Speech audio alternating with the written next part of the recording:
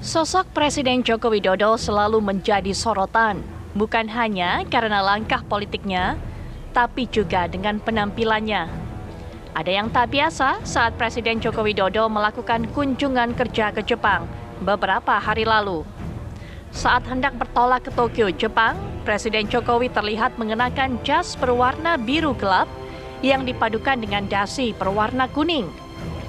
Penampilan ini bisa dibilang tidak biasa. Pasalnya, dalam berbagai kesempatan, Presiden Jokowi kerap mengenakan dasi berwarna merah saat mengenakan jas.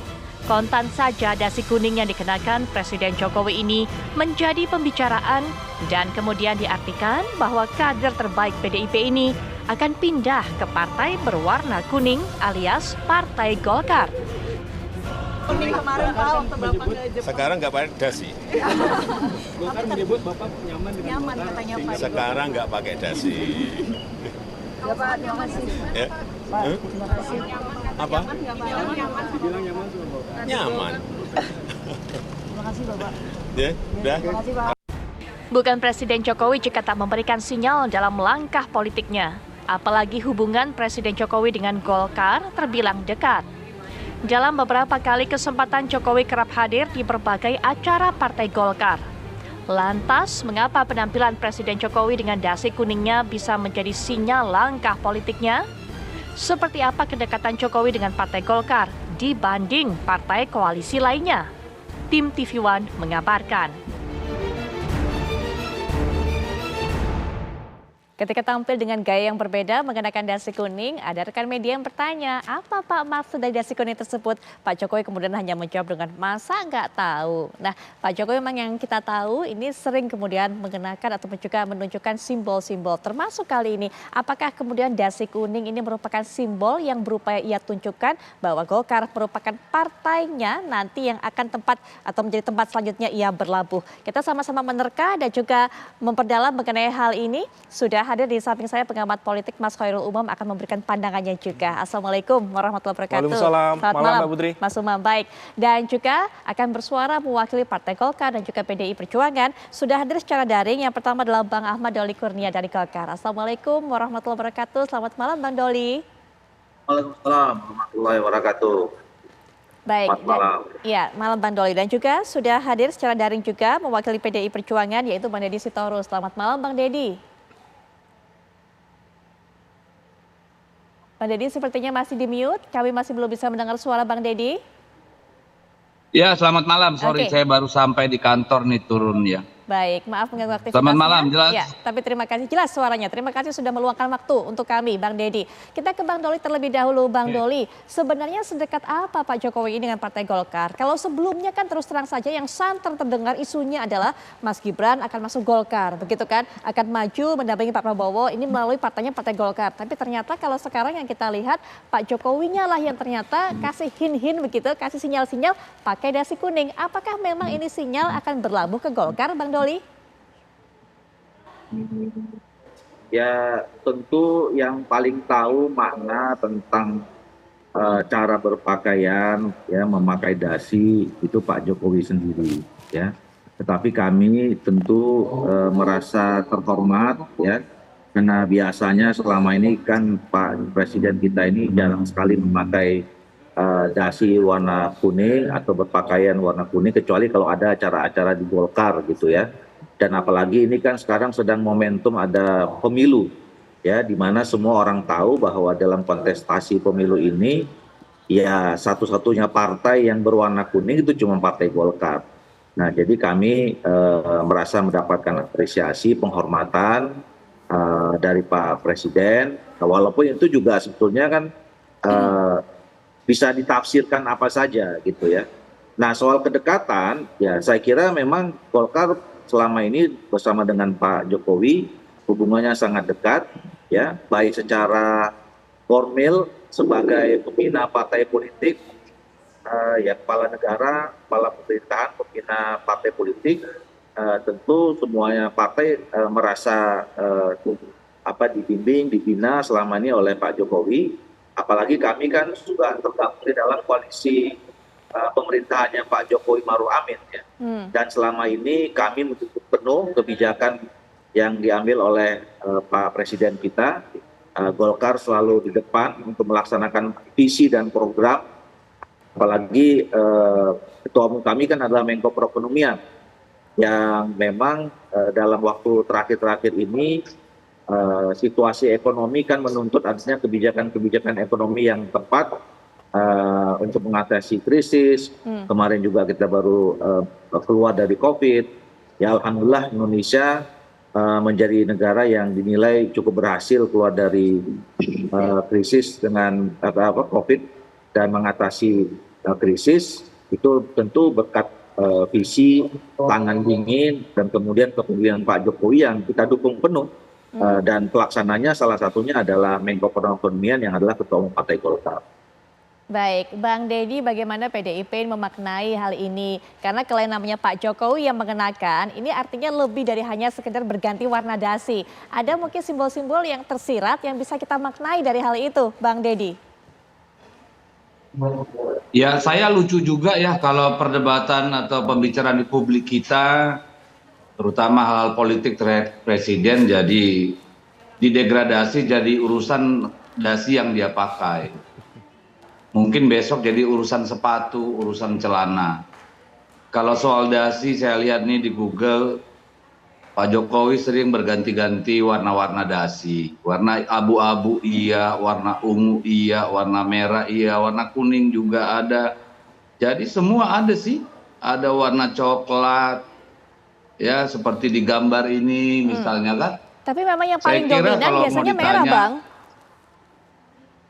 Loh, Yang paling sering digunakan merah. biasanya merah, tapi kan semua warna ada. Masa kita mau bahas presiden tiba-tiba ganti dasi? Kalau presiden ganti partai baru kita diskusi gitu loh. Ini kok kualitas kita jadi menurun gitu loh. Ini jangan-jangan Ya. sinyal, Bang. Kalau Karena soal biasanya dia warna dasinya, ini saya tunjukin nih. Warna dasi-dasi yang pernah dipakai Pak Jokowi banyak banget. Kenapa tiba-tiba sekarang jadi persoalan gitu, warna Betul. pilihan beliau gitu loh. Saya justru bertanya sama Anda ini, saya juga nggak tahu itu. Karena Kalau momentumnya tiba-tiba juga, Bang. presiden memilih dasinya warna kuning, kita harus diskusikan. Besok Oke. beliau pakai warna biru, kita diskusi lagi. Kayak nggak ada urusan yang lebih penting buat bangsa ini gitu loh. Tapi karena momentumnya juga, Bang. Momentumnya saat ini kan masa kampanye menjelang pemilu. Apalagi yang kita kenal Pak Jokowi ini selalu biasanya menggunakan simbol-simbol. Nah, masyarakat juga menerka nih ketika beliau ini berganti warna dasi yang biasanya sering warna merah. Walaupun juga sering mengenakan dasi warna lain. Ketika kuning, wah ini jangan-jangan simbol pindah partai. Begitu loh, Bang. Itu namanya uta ati gatuk, itu namanya nyambung-nyambung ke. Kalau mau tahu ya tanyalah Pak Jokowi apakah warna kuning dasinya itu memang terkait dengan Golkar gitu ya, atau terkait dengan apa. Kalau saya disuruh menebak-nebak, saya kan bukan dukun, Mbak. Ya, jadi jangan ditarik-tarik ke sana kemari. Saya juga nggak bisa jawab.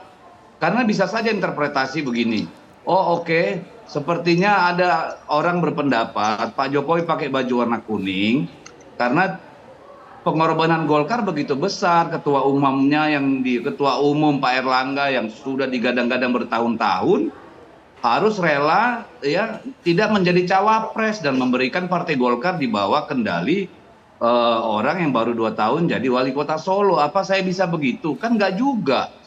Jadi yang bisa jawab itu ya Pak Jokowi gitu loh. Saya nggak mau berandai-andai atau otak-atik gatuk lah. Baik. Nah, Mas Umam sendiri bagaimana melihatnya? Simbol-simbol politik mungkin juga bisa diperlihatkan oleh Pak Jokowi dalam hal ini. Ya, memang kalau misal kita merujuk pada apa yang dulu sering disampaikan oleh Profesor Kuncoro Ningrat, kemudian Profesor Ben Anderson, memang Japanese leadership style itu identik dengan simbol. Dan simbol-simbol itu seringkali kemudian juga digunakan oleh Presiden Jokowi dalam melakukan beberapa hal, termasuk juga dalam bersikap dan juga menentukan arah politik ke depan. Nah, kemarin terkait dengan konteks dasi, ini semacam politik fashion ya. Memang yang dikenakan itu menjadi agak anti mainstream karena memang sebelumnya hampir jarang beliau mengenakan dasi kuning, meskipun sebenarnya komposisi warna yang beliau gunakan waktu itu juga merepresentasikan hampir semua warna mainstream dari kekuatan politik partai parlemen yang ada di Koalisi Indonesia Maju. Yang kuning jelas Golkar, tidak ada yang lain. kemudian yang jas setelan biru, ada Demokrat, ada PAN di sana, yang PAN juga begitu kenceng untuk mencoba merayu-rayu Pak Jokowi, kemudian yang putih mungkin barangkali merepresentasikan Gerindra. Nah, tapi memang pada saat yang sama, kalau misal memang kemudian Pak Jokowi mengenakan itu sebagai sebuah tanda, sebagai sebuah simbol, maka bisa saja itu adalah sebuah sinyal politik yang kemudian akan diberikan di dalam konteks pendekatan terhadap Golkar. Karena terlepas apakah kemudian itu akan diarahkan kepada Pak Jokowi sendiri ataukah kepada Gibran. Karena praktis kalau misal kita cermati ada timeline sekitar 1-2 minggu sebelum pendeklarasian Gibran sebagai cawapres Pak Prabowo, tepatnya di momentum 25 Oktober beberapa waktu lalu. Cukup kuat sejumlah informasi, saya pikir bukan spekulatif, yang mencoba untuk mendekatkan Gibran untuk menjadi bagian dari Golkar. Dan menurut informasi yang juga kita himpun juga prosesi sebenarnya sudah disiapkan, tapi tampaknya barangkali restu politik dari Pak Jokowi sudah diberikan, tapi di saat yang sama juga mencoba untuk bermain aman dulu, karena bagaimanapun juga dinamika politik pasca sikap yang begitu tegas, begitu kencang disampaikan oleh PDIP menghadirkan sebuah dinamika yang tidak mudah untuk dikelola oleh keluarga lingkaran Jokowi.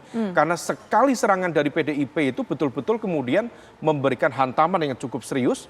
Oleh karena itu kalau misal kemudian barangkali menjelang pemilu atau barangkali pasca pemilu, kalau misal memungkinkan untuk berganti partai, karena bagaimanapun juga sekarang ibaratnya Gibran tidak memiliki rumah politik yang clear, yang jelas. Sementara Pak Jokowi sendiri juga ini ada dinamika. Kemarin diserang habis oleh PDIP, kemudian per hari ini PDIP juga mencoba untuk menarik kembali Pak Jokowi sebagai bagian dari brand politik yang dekat dengan PDIP. Oleh karena itu ini saya pikir bisa saja ini tadi disampaikan oleh Bang Deddy, otak-atik gatuk gitu. Tetapi kalau misal memang ini betul dilakukan oleh Jokowi yang biasa bermain dengan simbol dan ini disampaikan sebagai sebuah sinyal, maka bisa saja kita lihat perkembangannya, kita uji langkah-langkah selanjutnya. Dan kalau misal memang kemudian bisa dilakukan sebelum pemilu terjadi, misal Gibran masuk Golkar atau bahkan Pak Jokowi melakukan langkah yang spektakuler yang tidak banyak orang memprediksi seperti Gibran di cawapres kan juga betul-betul di luar mainstream pemahaman kita. Tapi kalau misal itu dilakukan, salah satu diuntungkan adalah Golkar. Setidaknya ini akan memberikan impact, kotel effect. Karena bagaimanapun juga keterwakilan partai di dalam komposisi capres-cawapres akan memberikan impact signifikan terhadap capaian perolehan suara dalam konteks pileg ke depan. Mungkin sampai di situ terlebih dahulu. Kalau andai kata Pak Jokowi kemudian berpindah partai, siapa yang diuntungkan, siapa yang dirugikan, nanti Mas Umam akan berikan penjelasan lebih lanjut. Tapi Bang Deddy, seperti kata Mas Umam tadi, bahwa ada upaya kemudian dari PDI Perjuangan untuk merangkul kembali Pak Jokowi begitu. Nah, kalau Pak Jokowi ternyata sudah pakai dasi kuning ini, jangan-jangan ini merupakan tanda yang namanya rayuan PDIP bertepuk sebelah tangan, jangan-jangan Bang Deddy. Tapi nanti ya Bang Deddy ya, bisa berikan jawabannya setelah jeda, kami sudah kembali saat lagi.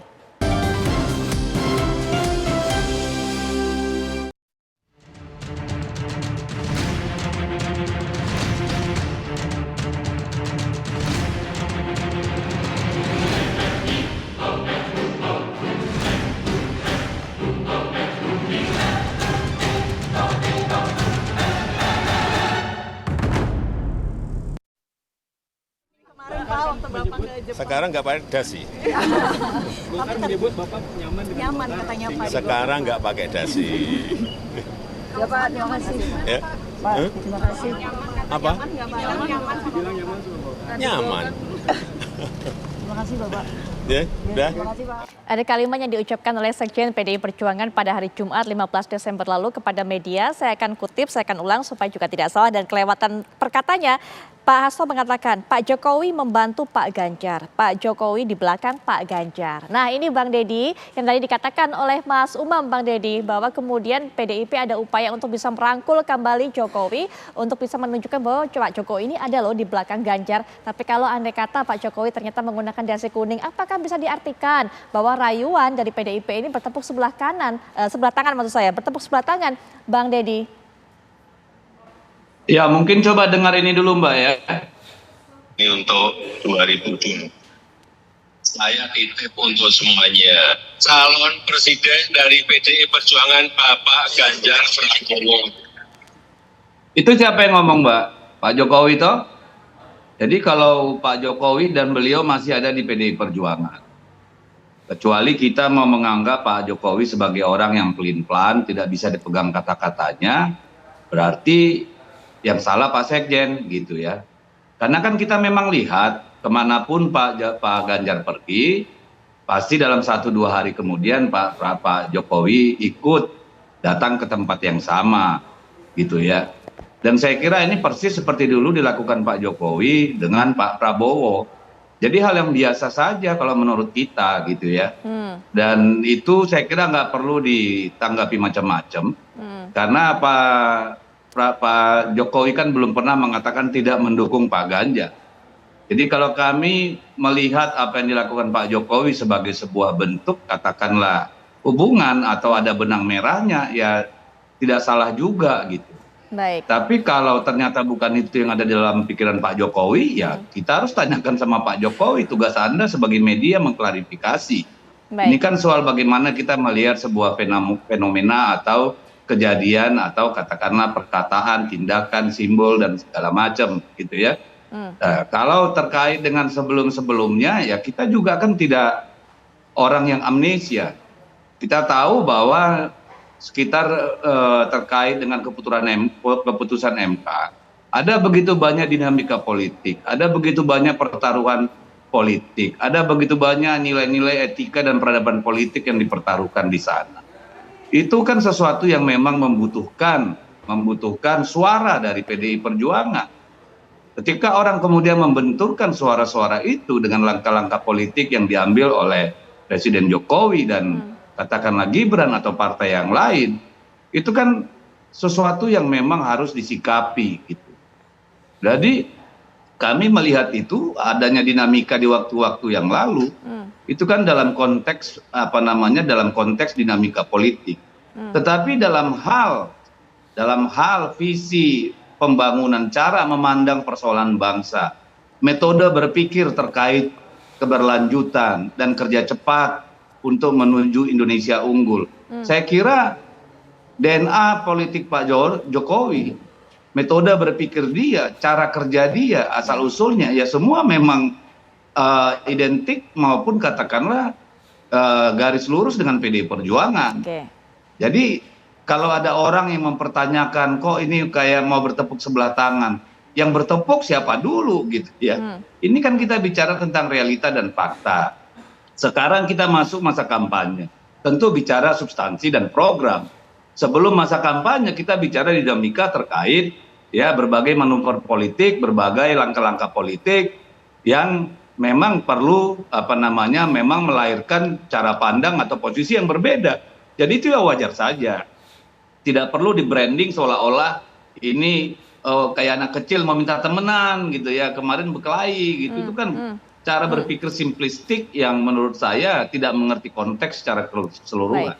Baik Bang Deddy. Mas Umam, hal biasa saja Pak Hasto mengatakan seperti itu, bukan upaya untuk merangkul balik. Walaupun tadi kalau Bang Deddy mengatakan kalau kemudian Mas Gibran itu berpasangan dengan pasangan yang lain, bukan Pak Ganjar, itu hanya dinamika biasa saja.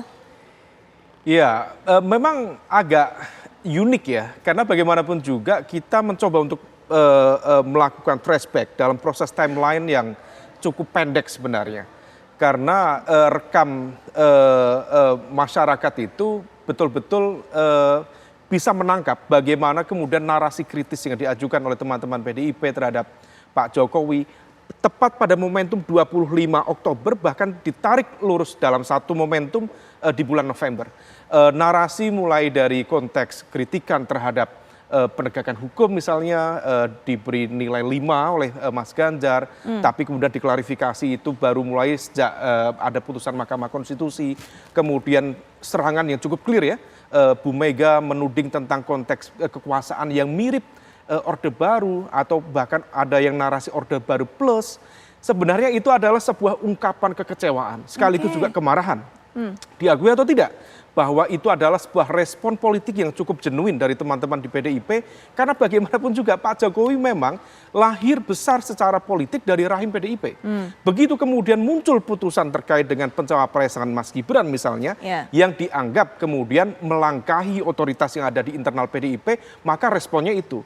Tetapi kemudian langkah itu ternyata secara kalkulasi politik tidak begitu produktif. Maka dalam rentang waktu 1 bulan pasca pendeklarasian capres-capres yang ada, dari basis data lintas lembaga survei kita cermati memang terkonfirmasi ada migrasi pemilih yang cukup signifikan dari yang semula mendukung Mas Ganjar kemudian beralih kepada Pak Prabowo. Nah, kenapa? Salah satunya adalah kalau misal kita cermati adalah basis pemilih loyal Jokowi non PDIP yang jumlahnya bisa sekitar 5-7% yang dalam Pilpres beberapa waktu lalu di 2014 di 2019 itu betul-betul dinikmati betul oleh teman-teman di PDIP sebagai kutil efek atau efek ekor jas. Nah, ketika kemudian ada serangan yang begitu frontal terhadap Pak Jokowi, terhadap pemerintahan Jokowi, padahal lingkup ini begitu nyaman selama 9 tahun diposisikan sebagai frontliner pendukung Pak Jokowi. Begitu serangan diajukan, inilah elemen yang kaget. Nah, kekagetan inilah yang kemudian memunculkan sebagian migrasi ke mendukung Pak Prabowo, sebagian lagi mempertebal basis undecided voters. Dan juga itu yang kemudian nanti barangkali akan menjadi swing voters ketika mencermati bagaimana dinamika perdebatan di round kedua, round ketiga, sampai round kelima. Nah, situasi inilah yang kemudian tampaknya dihitung betul oleh teman-teman di PDIP, maka begitu ada pergeseran narasi, kita bisa menangkap dengan baik. Ada satu situasi di mana kemudian positioning kritik yang sebelumnya begitu destruktif terhadap pemerintahan Jokowi, kemudian sekarang lebih akomodatif, lebih merangkul dan sebagainya. Nah, maka ini kita tangkap sebagai sebuah reorientasi strategi dalam konteks pendekatan politik, tetapi tampaknya kalau misal dalam perkembangannya ternyata kemudian tidak begitu produktif lagi, atau bahkan situasinya kemudian teman-teman di PDIP, Mas Ganjar Pranowo dan Pak Mahfud secara elektabilitas lebih powerful, lebih promising, lebih menjanjikan, saya pikir memungkinkan juga teman-teman PDIP untuk menggebuk lagi Pak Jokowi. Nah, ini menarik juga. Nanti mungkin Mbak Dedi bisa berikan tanggapan mengenai hal ini, karena sudah sempat terdengar narasi-narasi seperti itu, narasi menyerang, kemudian ungkapan kekecewaan dari pihak PDIP. Tapi sebelum Mbak Dedi berikan tanggapan, Mbak Doli juga terlebih dahulu, Mas Umam juga sudah jelaskan tadi, memang ramai pada saat itu isu yang beredar bahwa semuanya sudah disiapkan untuk Mas Gibran bergabung dengan Golkar. Tapi kemudian kalau kita sekarang baru melihat Pak Jokowi mengenakan dasi kuning, nah ini supaya nggak kalah cepat lagi begitu Bang Doli, karena yang kita tahu sebelumnya juga PAN ini sudah klaim bahwa Pak Jokowi kemudian akan ke PAN. Silakan Bang Doli. Ya, pertama saya mengingatkan saudara Dedi ya, nggak usah nyinggung soal keputusan partai kami ya, dengan soal ketua umum, kebijakan seperti apa gitu. Jadi jangan baper-baperan juga ikut ketua umumnya gitu. Nah, yang kedua, kami sudah menjelaskan beberapa kali ya soal seseorang, siapapun itu ya, apakah dia rakyat biasa, apakah kemudian dia presiden, anak presiden, ya, mau bergabung dengan partai kami, Partai Golkar, itu tergantung dari orang yang bersangkutan. Ya, kami sebagai partai terbuka, ya silakan saja siapa yang merasa visinya sama, ya nilai-nilai yang diperjuangkannya sama, itu kalau mau bergabung silakan. Dan kami tidak pernah ada mau memaksa-maksa siapa untuk masuk ke partai kita. Jadi orang masuk ke partai politik seharusnya itu memang berdasarkan keputusan dan cara pandang yang diambil untuk bersama dengan pilihan partai politiknya, dan itu diputuskan secara ikhlas, ya tidak ada paksaan dan seterusnya. Sama juga dengan kemarin pada saat saudara Gibran ya kemudian kita usung menjadi pasangan capres dan cawapres, itu tidak ada pembicaraan yang kemudian secara spesifik harus A, harus B, harus C, gitu. Apalagi harus masukkan partai. Itu tidak seperti itu. Jadi sekali lagi kita ini negara yang sudah mengkonsisten demokrasi, partai-partai politik dipersilakan berkembang dengan baik, ya, mengembangkan nilai-nilainya masing-masing, mengembangkan ideologinya masing-masing, dan siapapun warga negara Indonesia yang ingin memilih aspirasi politiknya sama dengan partai politik manapun, ya silakan saja. Baik.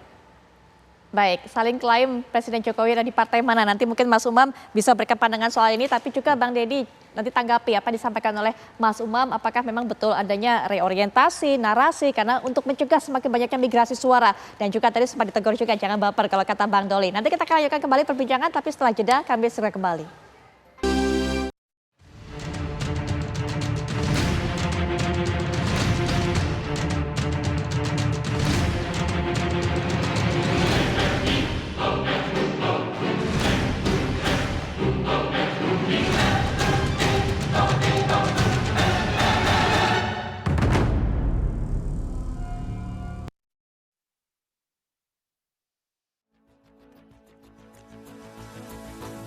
Ini yang pernah disampaikan oleh Ketua Umum PAN Pak Zulkifli Hasan. Sekarang Pak Jokowi itu partainya PAN sudah nggak yang lama, ribut terus. Itu yang disampaikan oleh Pak Zulhas. Kemudian juga kita lihat bagaimana tanggapan PDIP pada saat itu. Mendengarkan pernyataan yang disampaikan oleh Pak Zulhas.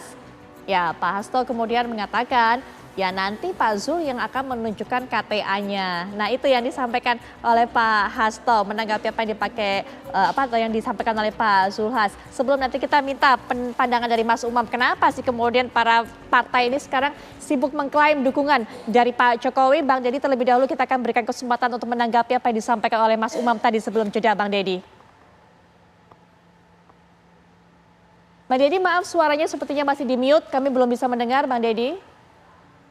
Ya baik, yang pertama soal baper, saya kira Mas Doli juga nggak boleh terlalu sensi gitu. Jadi kalau orang beranalisa, seperti misalnya menganalisa Pak Jokowi pakai dasi kuning itu karena nyaman dengan Golkar, saya kira itu pendapat orang. Kalau ada orang lain juga menyatakan kepada saya, itu bentuk terima kasih kepada Golkar, nggak ada salah juga. Jadi jangan terlalu sensi juga gitu. Yang kedua soal Pak Jokowi mau ditanya, saya kira gini ya, tadi kan saya sudah jelaskan. Kemarin ada fase memang di mana PDI Perjuangan itu sangat murka gitu ya, sangat kecewa dengan dinamika politik ya, terutama terkait bagaimana MK diperlakukan ya oleh instrumen-instrumen kekuasaan. Bagi kami itu soal yang sangat fundamental ya, karena menyangkut Mahkamah Konstitusi ya, itu adalah penjaga kewarasan kekuasaan di negara ini karena tugasnya melihat undang-undang, regulasi, apakah sejalan dengan Undang-Undang Dasar 45. Ketika dilakukan pembegalan, sangat wajar dong kami marah gitu ya. Dan kemudian perlu diketahui bahwa sampai hari ini Pak Jokowi tidak pernah menyebutkan dukungan kemana. Tidak juga menarik dukungan dari Mas Ganjar.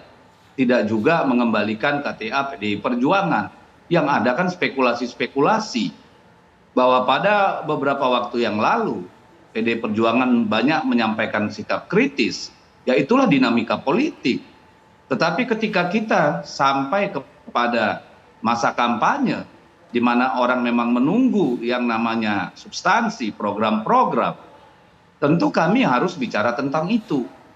Dan pada hari-hari ini masyarakat memang sangat berharap secara programatik, secara fundamental, apa yang sudah dikerjakan oleh Pak Jokowi itu berlanjut ya, dan kalau bisa dieskalasi, disempurnakan, dipercepat. Pada konteks itulah kemudian PDI Perjuangan menarik benang biru. Karena apa?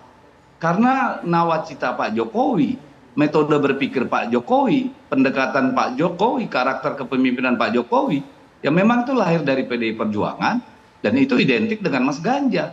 Mereka datang dari latar belakang yang sama. Sama-sama orang Jawa Tengah, dari awal Pak Jokowi berkecimpung di kekuasaan, sudah bahu-membahu dengan Mas Ganjar.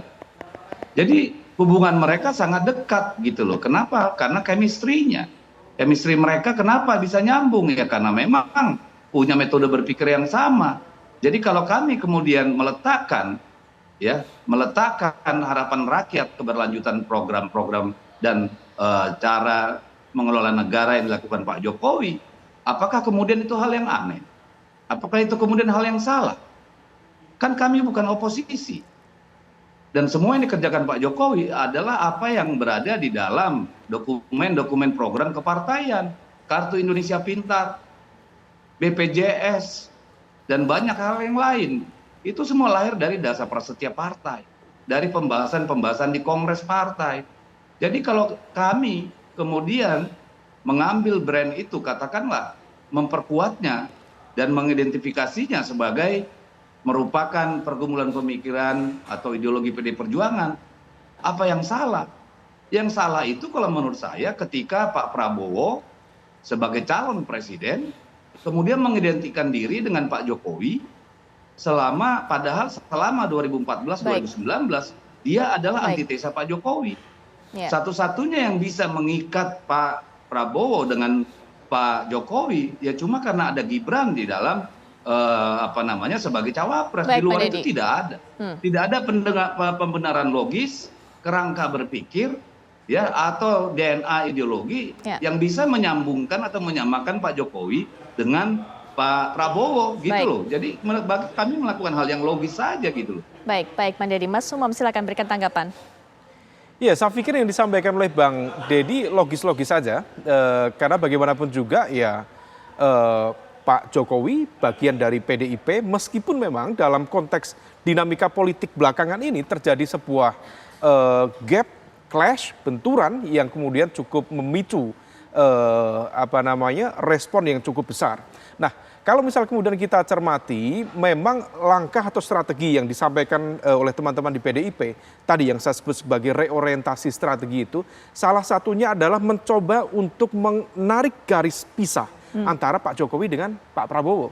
Karena apa? Karena itulah yang kemudian bisa dilakukan dengan merecalling memori-memori lama tentang kedekatan Jokowi dengan Mas Ganjar, kemudian dengan PDIP, itu yang kemudian bisa ngerem proses migrasi pemilih yang kemudian terjadi selama 1,5 bulan ini dari PDIP atau dari pendukung Mas Ganjar kepada Pak Prabowo. Bahkan kemarin kalau misal kita merujuk ke Litbang Kompas, itu adalah sebuah angka yang spektakuler. Bagaimana misalnya disebutkan oleh survei Litbang Kompas, elektabilitas Gerindra selama 1 dekade ini hampir 10 tahun tidak pernah melampaui PDIP. Tetapi kemarin baru pertama kali dalam sejarah 10 tahun terakhir melampaui PDIP. Artinya apa? Memang ini harus dihentikan bagi teman-teman di PDIP supaya kemudian tidak terjadi kerontokan basis pemilih loyalnya. Nah, yang bisa dilakukan adalah seperti yang disampaikan oleh Bang Deddy, itu adalah bagian dari manifestasi upaya untuk menghentikan proses migrasi itu. Nah, maka kalau kita baca materi-materi strateginya adalah mencoba menarik garis pisah bahwa Jokowi bukan Prabowo, Prabowo bukan Jokowi. Sesuatu yang bisa dilakukan oleh Jokowi, belusukan dan sebagainya itu lebih identik dengan gen politik PDIP, tetapi bukan gen politik di luar PDIP. Nah, narasi ini yang terus dicoba diyakinkan, meskipun diakui atau tidak, apakah itu efektif? Problemnya adalah serangan sudah terlaksana, serangan sudah terjadi. Dan itu sudah menjadi catatan, sekaligus juga kekagetan, sekaligus juga kebingungan dari basis pemilih yang kemarin menjadi kutel effect, yang merasa begitu dekat. Meskipun partai ID-nya bukan PDIP, tapi mereka identik dengan pemilih Jokowi non-PDIP itu sendiri. Baik, Mas Umam, ada satu hal lagi juga yang tadi sudah sempat saya katakan di sebelum jeda. Bagaimana kemudian para partai ini seakan klaim mendapatkan dukungan dari Jokowi? Ya, memang diakui atau tidak ada kecenderungan kepercayaan terhadap Jokowi's effect. Karena bagaimanapun juga dia masih menjadi ruling power, dia masih pegang kekuasaan, dan di saat yang sama ya ada program-program yang ya memiliki impact yang kemudian bisa menjaga approval rate. Meskipun kemudian approval rate itu diperdebatkan oleh banyak pihak. Tetapi bagaimanapun juga bahwa kemudian approval rate itu kemudian bisa menghasilkan efek elektoral. Nah, efek elektoral inilah yang kemudian coba untuk dikembalikan. Bagi PDIP, that's matter. Itu sesuatu banget. Karena menjaga citra Jokowi sebagai bagian dari PDIP akan bisa meletakkan basis pemilih loyal Jokowi untuk tetap berada di PDIP. Tetapi bagaimanapun juga, posisi Gibran tanpa menggunakan logika yang macam-macam, masyarakat akan begitu mudah menilai bahwa keberpihakan Jokowi ada di Prabowo Gibran. Logika itu begitu simplistis, tetapi kemudian tidak mudah juga untuk menepis itu. Dan di saat yang sama, kita coba ikuti logika-logika yang dibangun oleh lingkaran terdekat Jokowi. Tadi yang disampaikan oleh Pak Zulhas, itu adalah manifestasi informasi dari lingkar dalam presiden yang kemudian kalau misal bahasa beliau tadi sangat vulgar, tidak lagi dengan partai lama dalam konteks ini adalah PDIP karena dibilang tadi ribut terus. Betul. Nah, ribut terus itu Pak Zulhas yang harus mengkonfirmasi.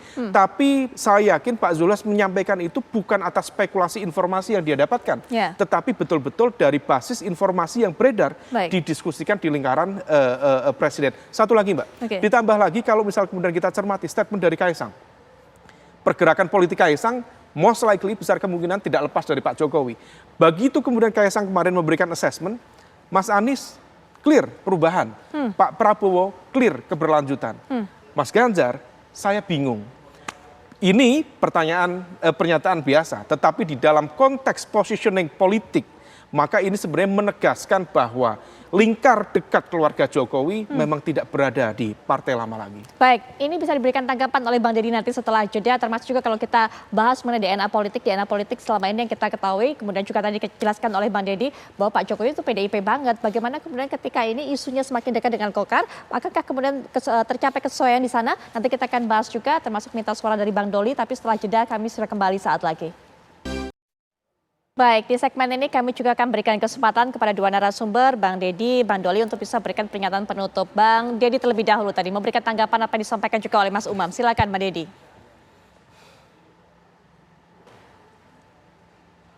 Bang Deddy, mohon maaf masih di mute. Ya, mohon maaf ya. Kalau saya sih sejauh ini Pak Jokowi masih kader PDI Perjuangan. Ya, beliau masih memegang KTA PDI Perjuangan, artinya kalau ada orang yang kemudian mempertanyakan kenapa kok Pak Jokowi sekarang mau seperti dibujuk-bujuk lagi oleh PDI Perjuangan, menurut saya itu pandangan yang cukup aneh ya, karena klaim kita bukan kepada pribadi Pak Jokowi, tetapi kepada program-program ya tadi saya sebutkan, visi membangun bangsa, metodologi berpikir, metode kerja, ya, karakter kepemimpinan, ya memang itu adalah uniquely milik PDI Perjuangan, milik Pak Jokowi, milik Pak Ganjar, bukan milik calon-calon yang lain gitu loh.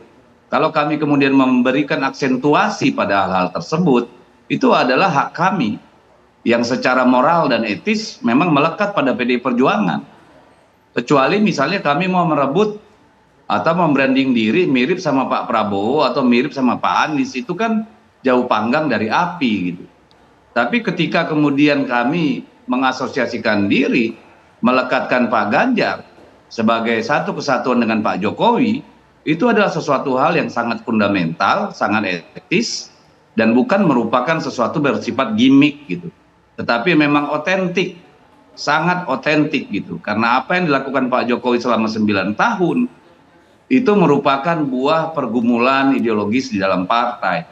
Dan PDI Perjuangan selalu berada di barisan terdepan untuk menjadi, katakanlah, tameng sebagai benteng pertahanan untuk pemerintahan Pak Jokowi. Itu bisa dilihat rekam jejaknya. Kalau mau disambung-sambungkan dengan masa di mana terjadi gejolak politik, dinamika politik di negara kita, itu tanggung jawab sejarah kami untuk bicara. Bahkan mungkin dalam perspektif lain, tanggung jawab kami mengingatkan Pak Jokowi juga dan juga partai-partai yang lain bahwa di dalam politik masih ada yang namanya etika dan moral, masih ada yang namanya kepantasan. Saya kira itu. Baik, selanjutnya Bang Doli juga mungkin closing statement atau pernyataan penutup, Bang Doli. Ya, pertama saya kira kita semua tahu bahwa sampai saat ini Pak Jokowi itu belum pernah menyampaikan pernyataan resmi ya keluar dari partai keanggotaan PDI Perjuangan dan kemudian menyatakan bergabung dengan partai politik lain gitu. Ya, ada itu tadi kan cuma pernyataan-pernyataan lepas dari beberapa orang yang kemudian bisa ditafsirkan. Nah, tapi kan yang sekali lagi saya katakan di awal tadi, indah atau tidaknya itu semua yang tahu dan kemudian keputusannya ada di Pak Jokowi. Nah, kami dalam konteks pilpres, Partai Golkar selalu meyakini bahwa dalam kontestasi pemilu ini, ya kita juga punya strategi untuk memenangkan partai politik kita masing-masing, ya. Bahwa ada teori bottle effect dari calon presiden mungkin bisa jadi benar, gitu ya. Dan tetapi kami juga menyadari dan kita juga sudah punya pengalaman ya di berbagai pemilu bahwa Golkar meyakini kami menang itu atas kekuatan mandiri, kekuatan diri sendiri, strategi sendiri yang itu dimiliki oleh jaringan kepemimpinan dan kemudian kualitas kader-kader partai kami gitu. Nah, yang berikutnya adalah soal Pilpres ya. Saya kira juga ini fakta yang tidak bisa ditunturi ya, bahwa yang statementnya paling tegas dalam konteks Pilpres sekarang yang ingin melanjutkan program dan cita-citanya Pak Jokowi adalah Pak Prabowo. Dan itu disampaikan beberapa kali di mana-mana. Makanya tagline-nya adalah kelanjutan dan penyempurnaan. Itu fakta. Ya, fakta yang ada sekarang di dalam kontestasi Pilpres. Nah, jadi saya kira kita harus memahami situasi itu dan kita sama-sama menjaga supaya Pilpres ini atau pemilu ini bisa kita jalankan secara baik, sehat, dan tetap menjaga etika dan menegakkan prinsip-prinsip demokrasi. Baik, Bang Doli terima kasih sudah hadir melalui daring di perbincangan ini. Bang Dedi juga terima kasih sudah mengikuti perbincangan ini secara daring di tengah kesibukannya. Sekali lagi terima kasih Bang Doli, Bang Dedi. Mas Umam juga terima kasih sudah meluangkan waktunya hadir di sini dan juga memberikan pandangannya.